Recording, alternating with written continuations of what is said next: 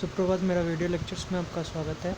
जैसे कि हम जानते हैं, नेशनल मिनरल पॉलिसी जो कि गवर्नमेंट ऑफ इंडिया की तरफ से 1983 में लागू किया गया था। जो नेशनल मिनरल पॉलिसी है, mineral what is a mineral? Mineral is a non renewable resource. वो नॉन रिन्यूएबल रिसोर्स में जाता है मिनरल्स।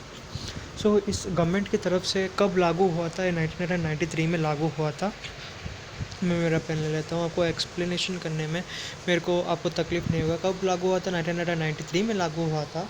और इसका ऑब्जेक्टिव यही है कि based on the recommendation of a high committee setup in the planning commission, the national mineral policy 1993 was replaced with national mineral policy 2008 में क्या बदलाव आया था? National mineral policy 1908 replace with new national mineral policy 2008। 1993 में जो लागू हुआ था वो उसमें नया नया फ्यूचर इंक्लूड करके 2008 में फिर से वो लागू किया गया था गवर्नमेंट ऑफ इंडिया की तरफ से। Now the new national policy provides exchange in the role of central government and state government, in particular in relation to the initiative private sector investment in exploration of minerals and ensuring level playing field। इसका मतलब ये है कि mineral जो भी है वो government of India की तरफ से भी एक्सट्रैक्ट कर सकता है, वो प्राइवेट में भी एक्सट्रैक्ट कर सकते हैं, लेकिन वो एक्सपोर्टेशन सिर्फ गवर्नमेंट की अंडर से ही होगा। इसमें यही लिखा गया है। अब पढ़ने जा रहे हैं salient features of mineral policy. इसका साइलेंट फीचर्स क्या क्या है? पहला पॉइंट यही है कि it ensure the regional and detail exploration carried out systematical in the entire geological connectivity material bearing area of the country using state of the art techniques in the time bound manner.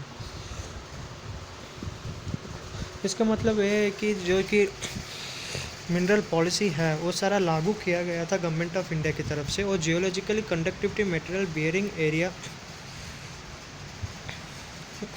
Of the country using state of the art and technique in time bound manner. इसका मतलब है कि stipulated time में वो export import होना है। Zero wastage of mining. इसका मतलब है कि वेस्टेज नहीं करना है माइनिंग का, और एक्सट्रैक्शन और instruction on time of mining भी होना चाहिए। अब पढ़ने जा रहे हैं third point. The regulatory environmental provides improve to make it more connective to invest and technological flow. Capital investment structure will be developed to attract risk investment into survey and posting. इसका मतलब है कि जो कि capital investment में है, जो capital investment में अटैक ऑफ रिस्क इन्वेस्टमेंट। इसका मतलब जो भी लोन लिया गया है कंपनी की तरफ से उसको इन टाइम भी बढ़ाना चाहिए, जो भी प्राइवेट सेक्टर में काम कर रहा है। अगर बात करें तो fourth number point, transparency in allocation of concession will be assured. Preference will be given to an value addition industry in grant of mineral concession. However, this will not in any way undermine the security of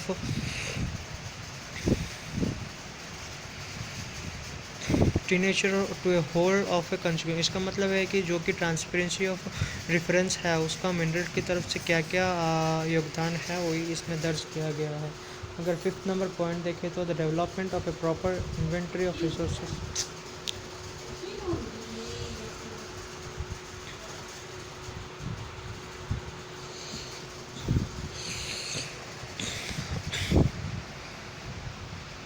अगर fifth number point देखें तो development of proper inventory of resources in rivers in mining intensive registry of a mineral atlas will be given priority.